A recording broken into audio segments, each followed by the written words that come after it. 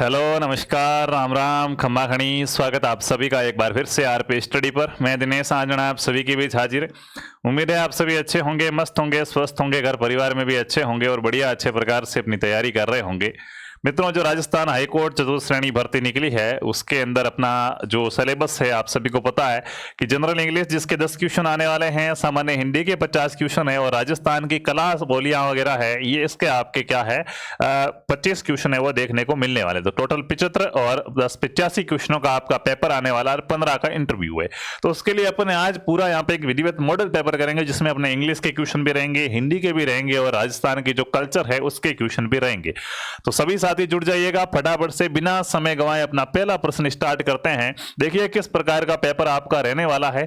आज आप तैयारी स्टार्ट कर रहे हो तो कम से कम ये प्रश्न तो आपको आना ही चाहिए। आज अगर आपको ये प्रश्न नहीं आते, देखो अभी एग्जाम को समय है, परीक्षा होगी, तब तक धीरे धीरे बच्चे भी पढ़ेंगे, लेवल भी अप्रूव होगा। लेकिन आज वर्तमान दृष्टिकोण से बात करें, अगर आज ही हाईकोर्ट का एग्जाम हो जाए तो कुछ इस प्रकार का पेपर आपको देखने को मिल सकता है। ठीक है, समय के साथ बाकी अपडेट जरूर होंगे। फिलहाल इस पेपर के दृष्टिकोण से आपके कितने नंबर सही होते हैं वो आपको बताना है और फटाफट से सभी प्रश्नों के अपने उत्तर करेंगे। रैपिड फास्ट रिवीजन रहेगा क्योंकि 85 क्वेश्चन है अपने पास, तो इतना समय है वो ज्यादा लग जाएगा।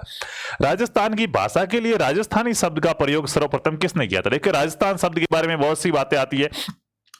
इसने राजस्थानी भाषा का क्यों लिखा? क्योंकि जब पर्सनली राजस्थान की बात आ जाती है तब अपने कौन आ जाते हैं? जॉर्ज है वो कौन आते हैं? थॉमस आते हैं क्या सर? नहीं। तो दो नाम अपने को ध्यान रखने, एक जॉर्ज थॉमस का। जब राजस्थान की बात आएगी तब तो अपने कौन आ जाएंगे? जेम्स टोड आ जाएंगे, जिसे अपन क्या कहते हैं? घोड़े वाले बाबा कहते हैं। 1829 के अंदर अपने जिक्र करके गए। लेकिन जॉर्ज थॉमस इससे पहले राजपुताना कह के गए थे, राजपुताना कह के गए थे। ठीक है, तो सबसे पहले क्या याद रखना, जॉर्ज थॉमस ने क्या कहा? राजपुताना का। कर्नल जेम्स टोड ने राजस्थान का। लेकिन यहाँ पे राजस्थान शब्द राजस्थानी भाषा के लिए, राजस्थान के लिए 1912 के अंदर मित्रों अब्राहम जॉर्ज ग्रियर्सन है उनके द्वारा दिया गया था।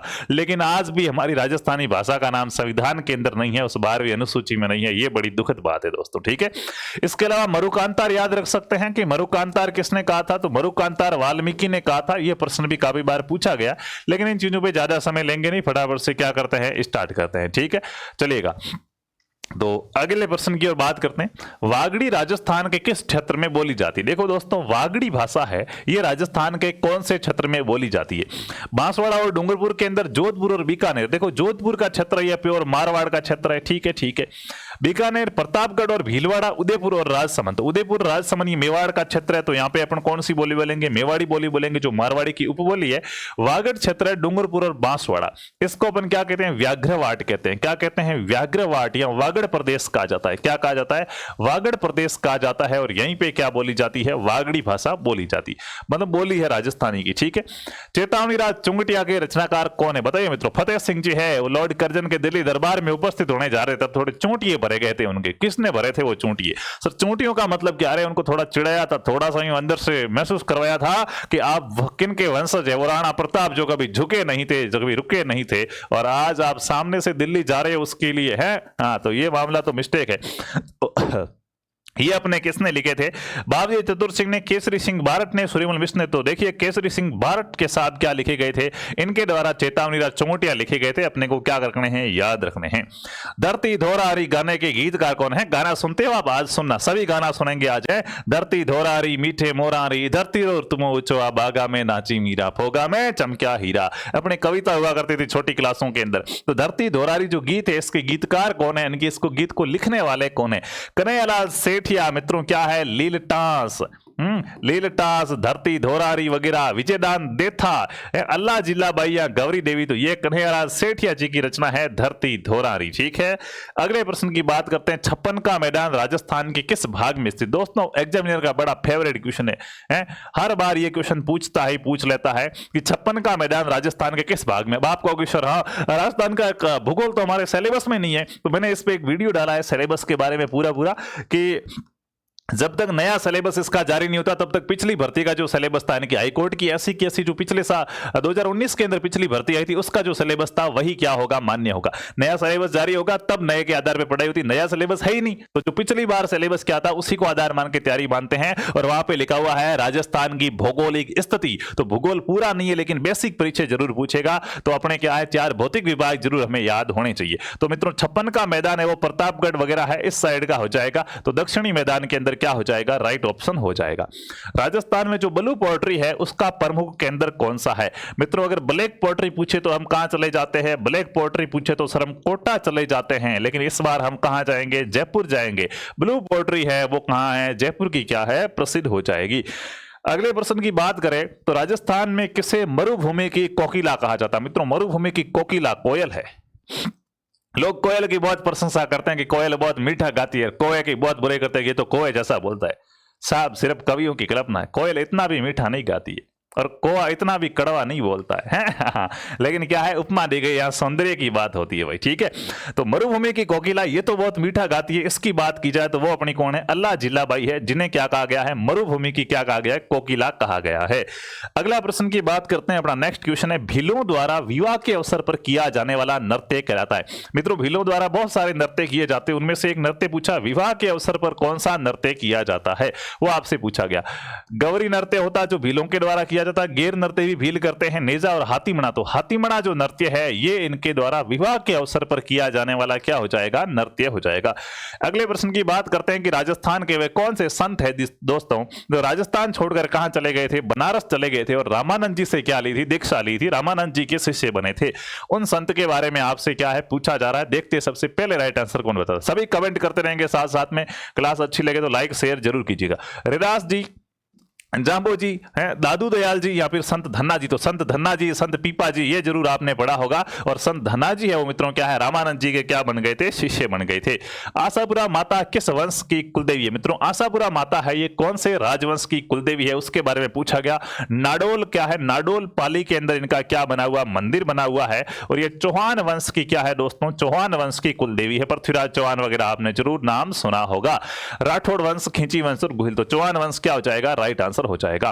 आदिवासियों का कुंभ कहा जाने वाला बेणेश्वर मेला किस जिले में है? मित्रों आदिवासियों का कुंभ किसे कहा जाता है? बेणेश्वर के मेले को कहा जाता है, जहां सोम, माही और जाखम नदियों का क्या होता है? संगम होता है। वो मेला राजस्थान के कौन से जिले के अंदर है वो आपसे पूछा गया है। तो बेणेश्वर धाम पूछा गया, कहां पे हो जाएगा? डूंगरपुर के अंदर क्या है? हाँ नवा टापरा के अंदर। नवा टापरा, टापरा गांव को कहा जाता है भीलों के, ठीक है। तो नवा टापरा गांव में है बेणेश्वर, डूंगरपुर के अंदर हो जाएगा, जहां सोम, माही और जाखम नदियों का संगम है। खंडित शिवलिंग की पूजा ऐसा आपने बहुत सारा पढ़ा होगा। फूलडोल उत्सव मनाया जाता है। मित्रों फूलडोल उत्सव जो आप सभी को पता है कि शाहपुरा के अंदर मनाया जाता है, ये फूलडोल उत्सव है ये कौन सा संप्रदाय मनाता है उसके बारे में आपसे पूछा गया। परनामी पंथ, वल्लभ पंथ, रामसनी संप्रदाय या सतनाम पंथ। तो मित्रों फूलडोल है ये रामसनी पंथ के द्वारा क्या है? मनाया जाता है। सी ऑप्शन अपना राइट हो जाएगा। थोड़ा सा फास्ट लेंगे क्योंकि अपने पास क्वेश्चन बहुत सारा है, तो ज्यादा डिटेल के अंदर इसकी बात नहीं करेंगे। आपका एक टेस्ट हो जाएगा, आपको एक आइडिया लग जाएगा कि किस प्रकार का पेपर है वो हमारे सामने आने वाला। एक भी प्रश्न मर्जी से बनाया नहीं है, सारे के सारे प्रश्न एग्जामों में पूछे गए हैं। हर एक अच्छे से अच्छे एग्जाम से प्रश्न वो लिए गए। गोरबंद आभूषण है, गाना सुना होगा, गोरबंद नखरालो है, लड़ली लूमा झूमा मारो गोरबंद नखरालो। तो गोरबंद आभूषण किसका है? महिलाओं का आभूषण है या ऊंट का है? सर सीधा याद रखना है, गोरबंद क्या है? ऊंट के गले में पहना जाने वाला क्या हो जाएगा? आभूषण हो जाएगा। महिलाओं के किसी आभूषण का नाम गोरबंद नहीं है। अगले प्रश्न की बात करते हैं, जोधपुर के निकट ओसिया मंदिरों का समूह किसकी देन है? मित्रों जोधपुर के निकट जो ओसिया है, ओसिया में जो मंदिरों का समूह बना हुआ है, ये समूह कौन से राजवंश के द्वारा बनाया गया था? राठौड़ राजवंश ने बनाया है, गहलोत, चौहान या प्रतिहार। तो मित्रों गुर्जर प्रतिहार राजवंश है, उनके द्वारा क्या है? उनके द्वारा ये ओसिया के मंदिर बनाए गए थे। डी ऑप्शन यहाँ पे अपना राइट हो जाएगा।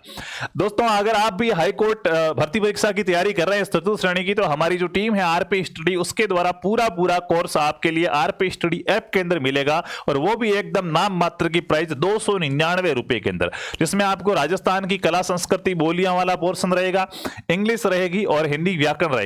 गीता बैच इस बैच का नाम रहेगा, जो आपका क्या है हाईकोर्ट वाली 4th ग्रेड भर्ती है उसका आपको बैच मिलेगा। तो आप आरपी स्टडी ऐप डाउनलोड कीजिएगा प्ले स्टोर से आरपी स्टडी ऐप डाउनलोड करोगे, उसके बाद उसमें लॉगिन वगैरह करोगे, पेड कोर्स में जाओगे, वहां पे आपको कोर्स मिल जाएगा, उसको आप जरूर से ज्वाइन कीजिए, जिसमें पूरी आपकी कंप्लीट एकदम क्या है तैयारी हो जाएगी। कोई भी समस्या हो या पेमेंट वगैरह किसी और से करवाना या कुछ पूछना चाहते हैं कोर्स से संबंधित, तो वो आप क्या कर सकते हैं, इस नंबर पे मैसेज कर सकते हैं 7852819021। ये हमारी आरपी स्टडी ऐप की हेल्पलाइन रहेगी। ऐप से अगर आपने कोई कोर्स ले रखा है और कुछ पूछना चाहो या कोर्स लेने के बारे में पूछना चाहो तो इस नंबर पे बात कर सकते हो। अगले प्रश्न की बात करते हैं। राजस्थानी विचारधारा की चित्रकला का आरंभिक मुख्य केंद्र था। मित्रों, राजस्थानी विचारधारा देखो, मूलतः मेवाड़ क्षेत्र से हमारी चित्रकला उत्पन्न होती है, लेकिन राजस्थानी विचारधारा ये कहां से उत्पन्न होती है? तो ये बूंदी की चित्रकला से प्राकृतिक दृश्य वगैरह हम देखने को मिलते हैं। राजस्थान की बोली और क्षेत्र के संबंध को ध्यान में रखते हुए गलत युग्म को पहचानिए। कौन सा युग्म है वो गलत लिखा हुआ है, उसके बारे में अपने की पहचान करनी है। टोंक के अंदर ढूंढाड़ी बोली बोली जाती है। बिल्कुल सर, जयपुर और उसके आसपास का क्षेत्र टोंक है, जयपुर टोंक है, इस वाले कुछ एरिया में क्या है, ढूंढाड़ी बोली बोली जाती है। हालांकि इसकी भी बहुत सारी उप बोलियां है, राजावाटी वगैरह। पाली के अंदर बागड़ी बोली जाती है। बागड़ी है वो बागड़ क्षेत्र के अंदर है, बोली जाती है। पाली के अंदर बागड़ी नहीं होगी। सिरोही का कुछ ऊपर वाला भाग पाली है, थोड़ा सा जालोर वगैरह यहाँ पे गोडवाड़ी बोली बोली जाती है, ऐसा हम क्या है कह सकते हैं। ठीक है, बाकी मारवाड़ी तो है ही। ठीक है, ठीक है। 12 हाड़ौती, तो हाड़ौती कोटा 12, इसमें हाड़ौती बोली बोलेंगे। करौली में मेवात, तो मेवात है वो अलवर करौली इस वाले क्षेत्र के अंदर क्या है बोली जाएगी। तो बी ऑप्शन यहाँ पे अपना क्या हो जाएगा, सही हो जाएगा। कानरदेव प्रबंध का रचिता कौन है? मित्रों, कानरदेव प्रबंध है ये किसके द्वारा लिखी गई है? वीर विरमदेव और कानरदेव, जिन्हों के आपने जालोर का इतिहास पढ़ा होगा तो आप जरूर इनके बारे में पढ़ेंगे। तो है इनके बारे में कहा गया था, वीरमदेव के बारे में कहा गया था ना कि मामा लाजे भाटियां कुड़ लाजे चौहान, जय में परनो तुर्कनी, तो उल्टो उगे फान या पश्चिम उगे फान, तो वही वाले वीरमदेव जी, उनके पिताजी है कानरदेव। उनके बारे में कुछ ग्रंथ लिखे गए। तो सर ये पद्मनाभ के द्वारा लिखे गए थे। किसके द्वारा लिखे गए थे? पद्मनाभ के द्वारा लिखे गए थे। अगले प्रश्न की बात करते हैं। साधु सीताराम दास किस कृषक आंदोलन से क्या है जुड़े हुए थे? मित्रों, साधु सीताराम दास जी है ये कौन से कृषक आंदोलन से जुड़े हुए थे? सर एक गांव के अंदर बैठे थे, फिर वहां पे बात बनी कि यार मेवाड़ के महाराणा के पास जाना चाहिए और अपनी समस्याओं को लेकर। अरे सर वो वाले है क्या, बिजोलिया वाले? हाँ जी, ये बिजोलिया किसान आंदोलन से क्या है जुड़े हुए थे। शुरुआत इन्होंने करी थी वहां से। ठीक है, पहले चरण के अंदर। गौतमेश्वर धाम किस जिले के अंदर स्थित है? मित्रों, गौतमेश्वर धाम आप सभी जानते हैं अरनोद प्रतापगढ़ जिले के अंदर क्या है हो जाएगा। ठीक है, प्रतापगढ़ जिले में अपना कौन सा धाम स्थित है? गौतमेश्वर धाम है वो स्थित है। अगले प्रश्न की बात करें। मीराबाई के निर्देशन में किसने नरसी जीरो मायरो की रचना ब्रज भाषा में लिखी? मित्रों, नरसी जीरो मायरो है, मायरे बड़े प्रसिद्ध भाई हैं। तो नरसी जीरो मायरो है ये, मायरो इसकी रचना ब्रज भाषा के अंदर किसने की थी वो आपसे पूछा गया। ब्रज भाषा में इसको किसने लिखा? रानाबाई, रत्ना खाती, दयाबाई या सहजोबाई? ठीक है, दयाबाई और सहजोबाई एक विशेष चीज से संबंधित है। इसके लिए आपको बताना होगा, रीट वगैरह में से प्रश्न बहुत पूछे गए थे, तो इनके बारे में आप जरूर कमेंट करेंगे कि सर ये किससे संबंधित है। ऐसे नाम हमने कहीं ना कहीं क्या है पढ़े हुए, और यहाँ पे अपना रत्ना खाती क्या हो जाएगा, राइट हो जाएगा। ठीक है, ठीक है। अगले प्रश्न की बात करते हैं। राजस्थान के वे संत जो लोक देवता होने के साथ साथ क्या थे, कवि भी थे। यानी कि अपने राजस्थान के वे कौन से संत है जो लोक देवता तो थे, इसके साथ साथ में कवि भी थे, राइटर हुए सर। ठीक है, हड़बू जी, मेहा जी, रामदेव जी या देवनारायण जी? तो सर रामदेव जी क्या है, एक प्रकार से कवि भी थे और लोक देवता भी थे। ये क्या हो जाएंगे, राइट ऑप्शन हो जाएगा, रोनीचा वाले हैं। अगला प्रश्न, निम्न में से किस चित्रकला शैली को पशु पक्षियों की चित्र शैली कहा जाता है? ऐसी कौन सी चित्रकला की शैली है जिसमें पशु पक्षियों का दृश्य है वो ज्यादा दिखाया गया है? तो जयपुर की शैली है, जैसलमेर है, नागौर है या बूंदी? तो दोस्तों बूंदी की चित्रकला शैली है, उसमें पशु पक्षियों के चित्र है वो ज्यादा दिखाए गए। शिकार के दृश्य पूछे तो कोटा वाली शैली में क्या है, ज्यादा है। निम्न में से कौन सुमेलित नहीं है, जो सही मिलाया हुआ नहीं है, उसके बारे में आपको क्या करनी है, पहचान करनी है। बढ़िया अच्छे प्रकार से जुड़े रहिएगा, बहुत कम समय में आपको ज्यादा प्रश्न कराने की कोशिश कर रहा हूं, और अभी हम हिंदी के क्वेश्चन भी करेंगे, इंग्लिश के भी करने वाले हैं। ठीक है, मैसा का पठार चित्तौड़गढ़ में, जहां चित्तौड़गढ़ किला बना हुआ। हड़ौती का पठार कोटा 12 के अंदर हो जाएगा। ठीक है, ये अपना पूरा एक बेसिनी है। ऊपरमाल का पठार और क्या उड़िया का पठार शुरू में है, लेकिन सर ऊपरमाल का पठार ये अपना क्या है, बिजोलिया वाला है। कहां पर है, जो बिजोलिया वाला पठार है उसको अपन ऊपरमाल का पठार कहते हैं, जो भीलवाड़ा जिला हो जाएगा सर, मांसवाड़ा नहीं होगा, ये अपना असुमेलित था। अगला, कौन सा ग्रंथ कुंभा की रचना नहीं है? दोस्तों कौन सा ग्रंथ है जो कुंभा के द्वारा नहीं लिखा? आपके सर आरएस में आया हुआ पूछ रहे हो, अरे कुछ नहीं है। हाँ, ये तो क्या है 15 का आरएस है। अब तो 15 का आरएस है वो 4th ग्रेड बन चुका है भाइयों, लेवल डेल बढ़ता है। ठीक है, रसिक प्रिया पर टीका लिखी थी कुंभा ने, नृत्य रत्न कोश लिखा, सुधा बर्मन लिखा, कला निधि है वो कुंभा द्वारा लिखित नहीं है। ठीक है, तो ये हमारे कल्चर में साहित्य है, तो साहित्य से जरूर पूछा जा सकता है, थोड़ा थोड़ा सा ध्यान रखना है। रागड़ी और निमाड़ी उपबोलियां, बोलियों से कंफर्म है प्रश्न आएगा ही आएगा, ठीक है। तो रागड़ी और निमाड़ी है, ये किसकी उपबोलियां? क्या हमारे राजस्थान के अंदर रागड़ी और निमाड़ी बोलते हैं? सर मालवा टच क्षेत्र है, वहां पे जरूर ये हमें देखने को मिले। तो क्या है, मालवी जो बोली होती है, मालवी की उपबोलियां होती है रागड़ी और निमाड़ी, ठीक है। तो राजस्थान जीके है जिसमें आपके कल्चर है, तो ज्यादा कुछ हार्ड तो है नहीं सर, कला संस्कृति तो हमें इजी लगती है। वैसे भी लोक देवता, लोकगीत, देवी देवता वगैरह, मेले त्योहार है सर, हैं। इसके अलावा राजस्थानी मुहावरे, लोकोक्तियां भी पूछे जा सकते हैं सर। तो अच्छे प्रकार से रेडी रहना राजस्थानी भाषा पढ़ने के लिए, ठीक है, ठीक है। अब बात करते हैं हिंदी के, आपके 50 प्रश्न आने वाले, सबसे ज्यादा वेटेज हिंदी का रहने वाला है, तो उसकी बात करते हैं। तो पहला प्रश्न है, आशीर्वाद का संधि विच्छेद होगा। दोस्तों आशीर्वाद है, उसका संधि विच्छेद क्या होगा? तो मित्रों इसके अंदर विसर्ग संधि आ जाती है। आशी धनवाद से क्या है, विसर्ग है, ये आगे जाके ये र में परिवर्तित हो जाता है और क्या बन जाता है, आशीर्वाद बन जाता है। अगले प्रश्न की बात करें, पवन शब्द का सही संधि विच्छेद क्या होगा? तो यूं मत कर देना कि सर प धन व पवन है, नहीं, पवन शब्द है मित्रों, ये पव धन अन से बनता है, जिसमें ओ है ये अव में बदल जाता है, तो पवन बन जाता है। क्या बन जाता है? पवन बन जाता है। क्लियर है बात? क्लियर है। अगले प्रश्न की बात करते हैं, वागीश शब्द का संधि विच्छेद होगा। वागीश शब्द है, इसका संधि विच्छेद क्या होगा? वाग धन ईस, तो फिर फर्क क्या रहा? वाग धन ईस, तर ये भी सेम रहा, वाग धन ईस या वाग धन ईस। तो क आधा होता है और संधि के अंदर क्या है, हमने देखा कि जब प्रथम अक्षर क था, उसके बाद में क्या है, ये क्या होगा, आगे जाके तृतीय अक्षर के अंदर चेंज हो जाता है, तो पहले वर्ण का तीसरा वर्ण बन गया, वागीश बन गया। परोपकार में किस संधि का प्रयोग? अब की बार पूछ रहा है कि परोपकार है, इसमें कौन सी संधि है? तो दोस्तों आप संधि विच्छेद करेंगे इसका, तब आपको पता चलेगा कि इसमें कौन सी संधि हुई है। जब हम करते हैं परधन उपकार से क्या बनता है, परधन उपकार से परोपकार बनता है। सर अ और उ मिलके क्या बना रहे हैं, ओ बना रहे हैं, मतलब सर ओ कौन सी संधि? गुण संधि हो जाएगी। चलिएगा आगे चलते हैं। यण स्वर संधि से निर्मित शब्द नहीं है। कौन सा शब्द है जिसमें यण संधि का प्रयोग नहीं हुआ? यण की विशेषताएं क्या है सर?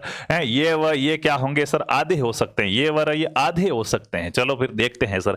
अभिधन आवेदन अभ्यावेदन हो जाता है, सुधन आगत स्वागत बन जाता है, स्वाधीन स्वधन अधीन, स्वाधीन, ये तो सर मजा नहीं आया इसके अंदर तो है। बाकी स्त्री धन उपयोगी, स्त्री उपयोगी भी बन जाता है, ठीक है। तो स्वाधन अधीन है, स्वधन अधीन से स्वाधीन बनता है, इसमें यण संधि का प्रयोग नहीं हुआ है। अगला विसर्ग संधि का उदाहरण है, किसके अंदर विसर्ग संधि का प्रयोग हुआ है? निधन स्थूर, ठीक है, तो निधुर निष्ठुर हो जाएगा, भयंकर भयंकर हो जाएगा, युद्ध धन स्थिर युधिष्ठिर, युद्ध धन स्थिर युधिष्ठिर बन जाएगा, स्थ का इष्ट बन जाता, ठीक है। मनोयोग, मनोधन योग से दोस्तों क्या बनता है? मनोयोग बनता है। जैसे मनोहर मनोधन हर, मनोयोग मनोधन योग है, तो इसमें विसर्ग संधि का क्या हुआ है? प्रयोग हुआ है कि इसमें मनोधन योग से क्या बन जाता है? मनोधन योग से बन जाता है मनोयोग, विसर्ग संधि इसके अंदर आ जाएगी। अगला निम्न में से भाववाचक संख्या है। दोस्तों संज्ञा है, भूल तो नहीं गए ना, जातिवाचक, भाववाचक, व्यक्तिवाचक, तो यहां पे पूछा गया कौन सी संख्या भाववाचक है? किसी वस्तु की स्थिति, उसकी दूरी वगैरह है, दशा वगैरह, ऐसी चीजें बहुत से इसके अंदर फैक्ट्स है। आप भाववाचक संख्या पढ़ेंगे वेच के अंदर तो आराम से समझेंगे। तो अपना आपको सर अपनेपन का भाव है ये सिर्फ आपको बेवकूफ बनाने के लिए है। दूरी, मीठा, मीठा उसके गुण हो गया एक प्रकार से, बूढ़ा, तो यहाँ पे दूरी हो जाएगा। दूरी किसी वस्तु की क्या स्थिति को दर्शा रहा है, ये भाववाचक संज्ञा के अंदर आएगा। देखने में अटपटा जरूर लग सकता है, लेकिन क्या है, दूरी क्या हो जाएगा? सही हो जाएगा। उसने कुछ नहीं खाया, इसमें कुछ कौन सा सर्वनाम है? मित्रों कुछ के अंदर कौन सा सर्वनाम होता है वो बताओ। पहली बात तो ये बताओ, ये कुछ नहीं किस किसने देखा हुआ है? किसी को पूछ रहे हैं क्या खा रहा है? कुछ नहीं। किसी को पूछ रहे हैं क्या कर रहा है? कुछ नहीं। क्या पढ़ रहा है? कुछ नहीं है। क्या है सर? कुछ नहीं। तो इस कुछ कुछ कुछ भी हो सकता है सर, है। तो इस कुछ के अंदर, कुछ का मतलब सर फिक्स नहीं है, क्या हो सकता है?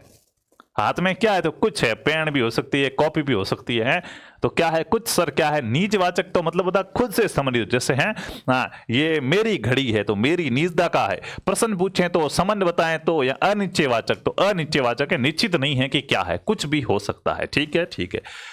टोकरी में मीठे संतरे हैं, कैसे संतरे हैं? मीठे संतरे हैं। उपयुक्त वाक्य में मीठा शब्द में विशेषण है, ये हाईकोर्ट ने पूछा हुआ, आरजीएस के एग्जाम आया था जिसमें क्या पूछा? मीठा है, ये किस प्रकार का विशेषण हो जाएगा? तो मित्रों मीठा किसी चीज का गुण है, संख्या है, परिमाण है, या सार्वनामिक विशेषण हो जाएगा।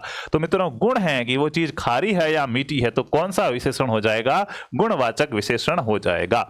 अगला प्रश्न आपके सामने है, ईमानदार व्यक्ति का सम्मान होता है। ईमानदार व्यक्ति का क्या होता है, सम्मान होता है। एक विशेषण क्या है, विशेषण किसे कहते हैं, जो विशेषता बता रहा हो संज्ञा सर्वनाम की। यहाँ पे विशेषता क्या है, व्यक्ति की क्या विशेषता बताई जा रही, ईमानदार की। जो व्यक्ति ईमानदार होगा ये उसकी विशेषता, उसी का क्या होगा, समान होगा। तो व्यक्ति की क्या विशेषता है, ये संज्ञा है और संज्ञा के विशेषता बताने वाला सर्वनाम है। तो सर ईमानदार क्या हो जाएगा, यहाँ पे विशेषण हो गया। संज्ञा और सर्वनाम की विशेषता बताने वाला विशेषण होता है, सॉरी, और विशेषण क्या हो जाएगा, यहाँ पे ईमानदार हो जाएगा। अगला, निम्न में से किस वाक्य में सकर्मक क्रिया है, यानी जिसमें क्रम भी साथ में बताया गया हो कि काम कर रहा है तो क्या काम कर रहा है। नौकर बीमार रहा, नौकर क्या रहा, बीमार रहा। सर कोई क्रम का भेद नहीं पता चला। लड़का सोता है, सर सो रहा है ना, सोना ये प्रैक्टिकल है, क्या है, अपन खुद नहीं करते, यहाँ ये प्राकृतिक चीजें, ये अपने आप होगी, सोना तो पड़ेगा ही पड़ेगा। तो ये कोई क्रम नहीं किया आपने, मैं तो सोया था, बहुत मेहनत की, ऐसे कहते हो क्या, नहीं सर, है जब मेहनत नहीं होती तब सोते हैं सर। मैं तुम्हें कुछ उपाय बतलाता हूं, साधु चोर निकला, तो यहां पे क्या बताता हूं, उपाय बताता हूं। एक क्रम बताया जा रहा है कि मैं तुझे कुछ बता रहा हूं, और वो भी क्या बता रहा हूं, उपाय बता रहा हूं। तो क्रम क्या कर रहे हैं, यहां पे उपाय बता रहे हैं, ये क्या हो जाएगा, यहां पे राइट हो जाएगा। पक्षी शब्द का पर्यायवाची है सोम। अरे सर अमृत पी रहे हैं हम, क्या पी रहे हैं, अमृत। सिले मुख है, तीखा सा मुख हो, तीर के समान मुख हो, भौरा भौरा सा और तीखा मुख होता है, ऐसे काट के चला जाता है। नभ गगन, ये आसमान है, व्योम है। द्विज, द्विज यानी जो दो बार जन्म ले, तो पक्षी द्विज माना जाता है। ब्राह्मण है, दांत है, ये द्विज होते हैं। ठीक है, ठीक है। अगला सवाल, किस समूह में अश्व के सभी पर्यायवाची है। अश्व यानी घोड़ा सर है, तो घोड़े के पर्यायवाची कौन कौन से हैं वो पूछा गया। पुरंदर सर गया काम से, आम्र आम का होगा गया, तुरंग घोटक गज गया सर। घोड़ा तुरंग और है, बिल्कुल ये क्या हो जाएगा, राइट हो जाएगा कि सर घोड़े के पर्यायवाची क्या हो जाएंगे, घोड़ा तुरंग है, ये क्या है, घोड़े के पर्यायवाची हो जाएंगे।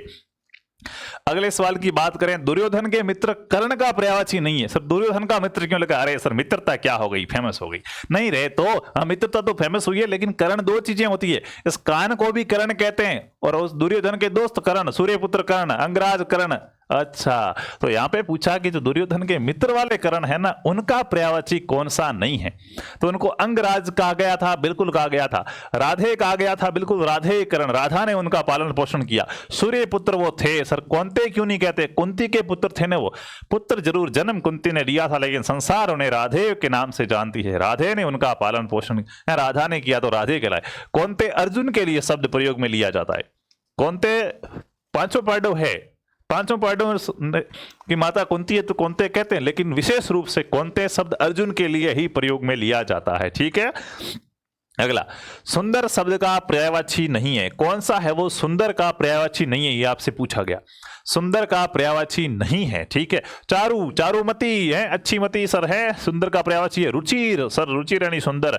ललित और विशिक, तो विशिक क्या है, सुंदर का पर्यायवाची नहीं है। ललित है, ललित है, मनमोहक है, मुनावना है, तो एक प्रकार से लुभावना है। अगला, ये आप सभी को मैंने बता दिया है कि जो भी हिंदी है, अंग्रेजी है, राजस्थान जीके है, जो आपकी कल्चर और बोलियां है, उसका पूरा बैच आपको दोस्तों 299 रुपए के अंदर आरपी स्टडी ऐप में मिलेगा। बहुत बढ़िया और शानदार तरीके से आपको तैयारी कराई जाएगी। बहुत सारे साथी हमारे साथ जुड़ रहे हैं और अच्छे प्रकार से पढ़ रहे हैं। क्लासें स्टार्ट हो चुकी है, तो आरपी स्टडी ऐप डाउनलोड करके आप ये गीता बैच ज्वाइन करो और बढ़िया अच्छे से क्लास में जो पढ़ाते हैं उसके नोट्स बनाओ और उसको याद करो और बहुत सारे क्वेश्चन आंसर करो, ताकि आराम से आपका सिलेक्शन हो जाए। ठीक है। बाकी बढ़िया अच्छे प्रकार से पढ़ोगे तो भाई हो जाएगा।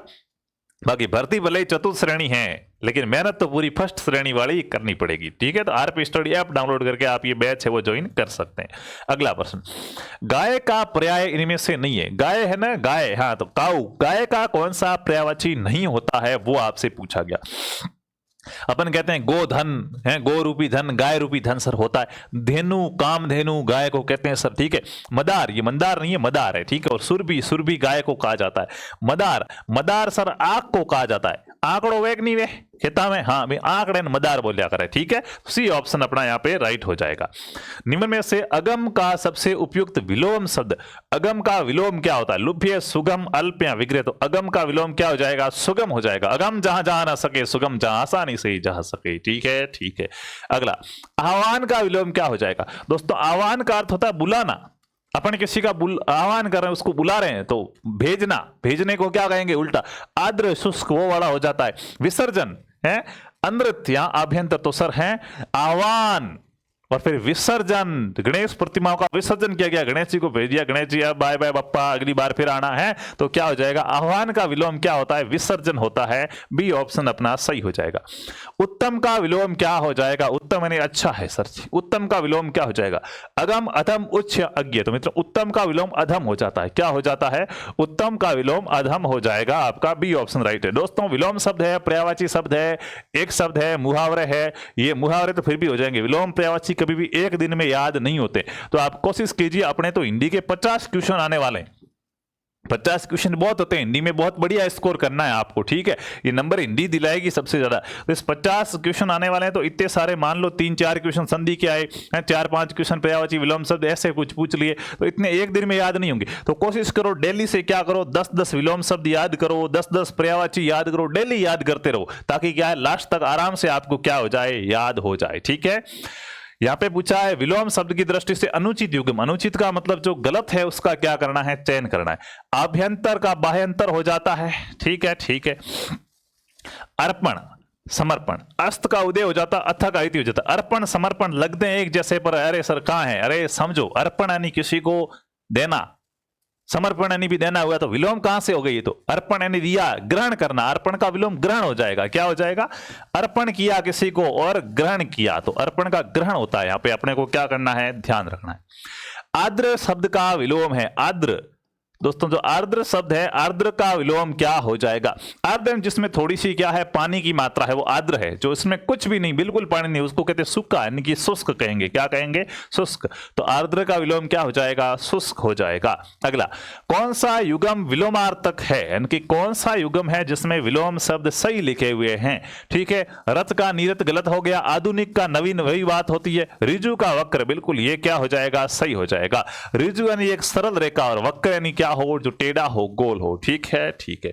अगला, निम्न में से सही वाक्य का चयन करो। वाक्य सुधी, शब्द सुधी सिलेबस का हिस्सा है, बढ़िया अच्छे प्रकार से आपको पढ़ना है, ठीक है। सही वाक्य का क्या करना है, चयन करना है। मैं आप सभी के आभारी है, आप सभी के आभारी है, क्या आप सभी के आभारी है, आप सभी का आभारी हूं, ऐसा कुछ है, अलग ये बात ही। मैं आप सबका आभारी हूं, सर ये सही है ना, सबका, सबका क्या होता है, सबका कोई शब्द नहीं होता, सबका थार दिया हुआ है, सीपियो तपाड़ झूले मुंह है, सबका, सबका नहीं होता, सभी का होता है, ठीक है। तो मैं आप सभी का आभारी हूं, मैं आपके सबका आभारी हूं, आपके सबके आभारी हूं मैं, तो मैं आप सभी का आभारी हूं, ये वाला लाइन क्या हो जाएगा, ये वाला वाक्य सही हो जाएगा, ठीक है। अगला, निम्न में से अशुद्ध वाक्य है, गलत वाक्य कौन सा है, उसकी क्या करनी, पहचान करनी है। सुधा ने एक पुस्तक खरीदा, पुस्तक खरीदा होता है या खरीदी होता है, सर खरीदी होती है, हैं? खरीदा कैसे हो जाएगा, लो साहब। राधा ने शाम को भोजन बनाया, राधा ने शाम को भोजन बनाया, बिल्कुल सर अभी सही लग रहा है। गुरु ने शिष्य को आज्ञा दी, गुरु शिष्य को कुछ भी दे जो आदेश वगैरह वो आज्ञा होती, तो गुरु ने शिष्य को आज्ञा दी। और दिल्ली में 4 गिरफ्तारियां हुई, ये भी गलत हो गया। तो एकदम एग्जैक्ट वाक्य कौन सा हो गया कि राधा ने शाम को भोजन बनाया, बस सीधी सी बात हो गई कि राधा ने क्या किया, शाम को भोजन बनाया। व्याकरण की दृष्टि से निम्न में से कौन सा शुद्ध वाक्य, वापस से पूछा कि कौन सा वाक्य शुद्ध है। माता जी का मन गदगद हो गया, गदगद मन नहीं होता है, गदगद शब्द मन के लिए ही क्या किया जाता है, प्रयोग किया जाता है, अनावश्यक शब्द आ गया यहाँ पे। भोपाल में अनेक तालाब है, भोपाल में क्या है, अनेक तालाब है, ये अभी तक सही लग रहा है। समय के साथ शब्द लोप हो जाते हैं, शब्द लोप नहीं होते हैं, ठीक है, ठीक है। वह बड़ा अच्छा खिलाड़ी, बड़ा और अच्छा, सर यहां भी क्या हो रही है, मिस्टेक हो रही। तो सिंपल सा एक वाक्य क्या है भाई, भोपाल में अनेक तालाब है, सर एकदम सही लगा हमें, भोपाल में अनेक तालाब है, बस सर, ठीक है, ठीक है। अगला, इसमें व्याकरण की दृष्टि से शुद्ध वाक्य है, व्याकरण की दृष्टि से कौन सा वाक्य शुद्ध है, ठीक है, ठीक है। आपका कमीज फट गया है, फट गया, आपका कमीज फट गया, तो शर्ट फट गया, इंग्लिश वाला होता है सर, तो कमीज फट गई है होता, ठीक है, ठीक है। उसकी भाषा देवनागरी है, देवनागरी भाषा नहीं है, देवनागरी लिपि का नाम है, ठीक है, भाषा नहीं है। मैं रविवार के दिन घूमने जाता हूं, ये अभी भी सही है कि मैं रविवार का दिन होता है उस दिन क्या करता हूं, घूमने जाता हूं, ठीक है। रविवार के दिन, यार रविवार दिन का नाम ही रविवार होता है, वापस दिन लिख दिया, ये भी सर गलत है, सही नहीं है। देखो रविवार के दिन, तो दिन क्यों लिखा भाई, किसी दिन का नाम ही तो रविवार है, सोमवार मंगलवार, तो ये भी सही नहीं है। फिर आया राजस्थान के लोग मेहनती है, तो पीछे बचा एक ही है कि राजस्थान के लोग क्या है, मेहनती है, ये एकदम एग्जैक्ट सही हो गया। इसमें क्या रविवार और दिन एक ही चीज होती है, दिन का नाम ही रविवार होता है, दिनों के नाम पढ़ते हैं, सोमवार, मंडे, ट्यूसडे ऐसे पढ़ा था पहले, तो वही बात है, ठीक है। अगले प्रश्न की बात करते हैं। दाल में काला होना मुहावरे का सही अर्थ है। आप सुनते हो ना कि हाँ हाँ दाल में तो कुछ क्या लग रहा है, काला लग रहा है, हैं? तो हम दाल में काला लग रहा है मतलब सही रहना पड़ेगा। तो दाल में काला हो रहा है यानी कि दाल सर काली है। प्रतिकूल कार्य करना या गड़बड़ होना या दाल में कोयला गिरना, तो सर कुछ ना कुछ गड़बड़ होने की लग रही है। दाल में काला लग रहा है मतलब लग रहा है कुछ ना कुछ क्या होने वाली है, गड़बड़ होने वाली है। अगले सवाल की बात करते हैं। काठ की हांडी दोबारा नहीं चढ़ती, लोकोक्ति का भावार्थ है। मित्रों जो काठ की हांडी होती, काठ यानी लकड़ी, उस लकड़ी की हांडी है वो चूल्हे पे के दोबारा नहीं चढ़ेगी, एक बार चढ़ेगी जल जाएगी। इस लोकोक्ति का अर्थ क्या है, इस शब्द का किस वे में इसका प्रयोग किया जाता है वो आपसे पूछा गया। काठ के बर्तन में केवल एक बार खाना बनाया जा सकता है। कपट व्यवहार बहुत दिनों तक सफल नहीं होता। खाना बनाने में काठ के बर्तन काम में नहीं लेने चाहिए हैं। यहाँ खाना बनाने में धातु निर्मित बर्तन ही काम में लेने चाहिए थी। यहाँ पे ज्ञान नहीं है, यहाँ पे सिर्फ इसका प्रयोग किस वे में करता है भाई। कि कहते हैं कि काठ की हांडी है वो दोबारा नहीं चढ़ती, क्योंकि आपने किसी के साथ कपट किया एक बार ही कर पाओगे, दोबारा नहीं कर पाओगे, तुम ज्यादा दिन टिकोगे नहीं, एक ना एक दिन तो क्या है खत्म हो जाओगे। ठीक है, तो कपट बहुत दिनों तक सफल नहीं होता, कपट करके आप बहुत दिनों तक क्या है नहीं हो पाओगे। ठीक है, अगला सवाल।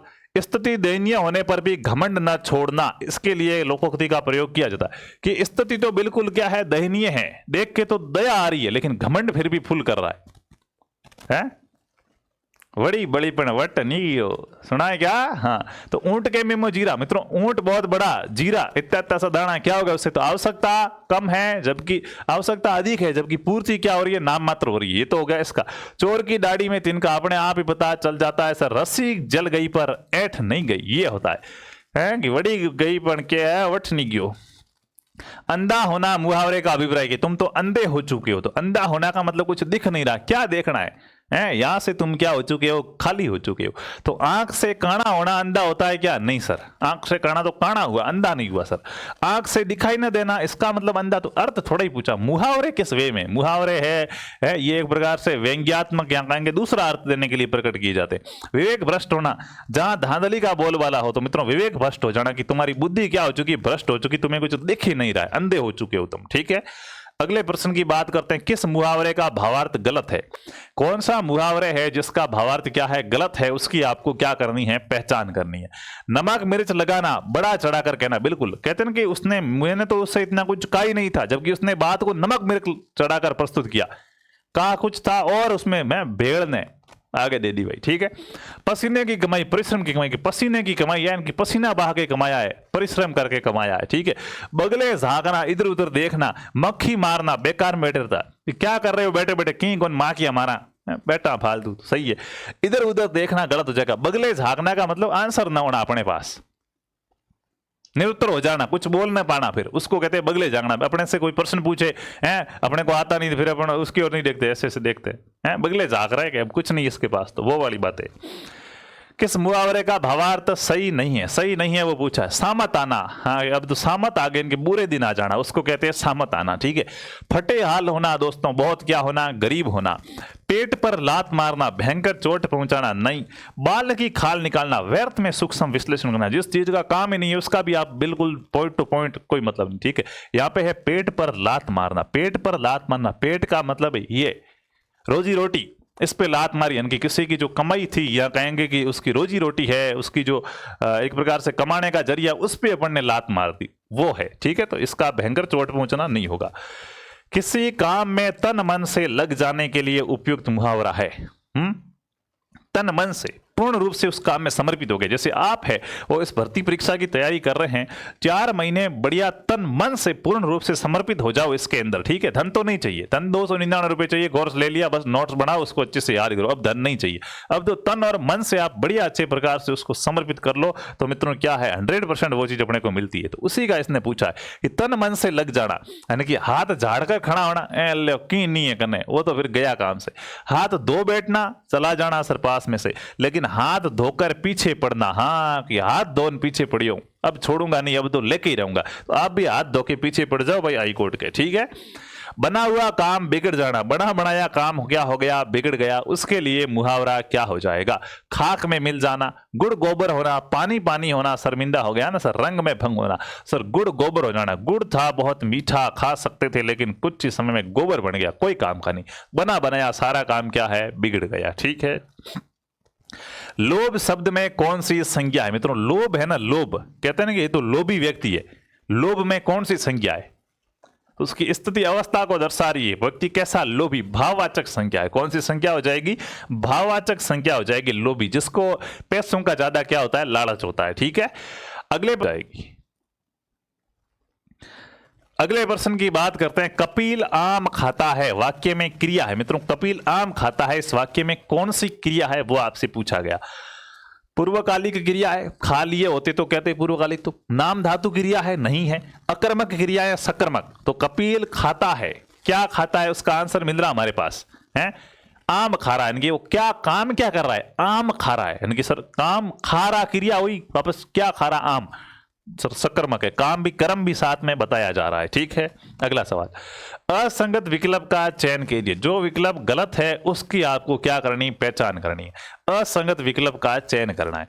पुलिस ने चोर को पकड़वाया, तो पकड़वाया है यानी कि प्रेरित किया है, प्रेरणार्थक क्रिया है। माताजी प्रतिदिन बाग में जाते, रंजक क्रिया, ये कैसी क्रिया है? लड़के मैदान में दौड़ रहे हैं, अकर्मक है। उसने सेब खाया, सकर्मक है। तो ये वाला अपना क्या हो जाएगा? गलत हो जाएगा, रंजक क्रिया वाला। अगला, घर घर मिट्टी के चूल्हे हैं, लोकोक्ति का अर्थ बताओ भाई। कि घर घर मिट्टी के चूल्हे हैं, किसी को दोष नहीं देना है भाई। ठीक है, तो मिट्टी के चूल्हे पर खाना अच्छा बनता है सर, हैं? बनता तो अच्छा है यार। हर घर में गैस के चूल्हे की सुविधा नहीं है, ये बात तो ये भी सही है। मिट्टी के चूल्हे से बहुत परेशानियां, कठिनाई होती है। हर आदमी के साथ कुछ न कुछ कमी, बुराइयां, कठिनाई होती। बिल्कुल सही बात है। घर घर मिट्टी के चूल्हे हैं, हर किसी के साथ कुछ न कुछ प्रॉब्लम या बुराई तो होगी ही होगी।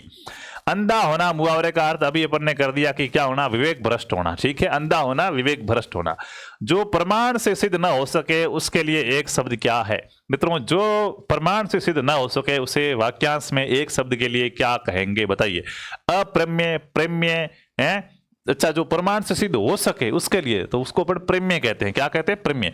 जिसको क्या करेंगे? हम सिद्ध कर सकते हैं प्रमाण के साथ, उसको प्रेम्य कहते हैं। ठीक है, जैसे आपके आता था 8वीं क्लास में, सिद्ध कीजिए कि √2 एक प्रमेय संख्या है, ऐसा कुछ आता था क्या? अपरिमेय संख्या है, हाँ, तो फिर आप उसके प्रमेय लगाते थे कि इस प्रमेय से इसको सिद्ध करेंगे। तो वो ये सिद्ध करने के लिए प्रमेय का प्रयोग करते हैं। अगला, एक देश से दूसरे देश में माल भेजने के लिए एक शब्द है। दोस्तों, एक देश से दूसरे देश में माल भेज रहे हैं उसको क्या कहते हैं? तो देखो, एक देश से दूसरे देश से माल ला रहे हैं, अपन माल ला रहे तो आयात कर रहे हैं, अपने पास आया तो आयात कहेंगे। अपन ने भेजा तो उसको कहेंगे निर्यात। क्या कहेंगे? निर्यात कहा जाएगा। बी ऑप्शन अपना सही हो जाएगा।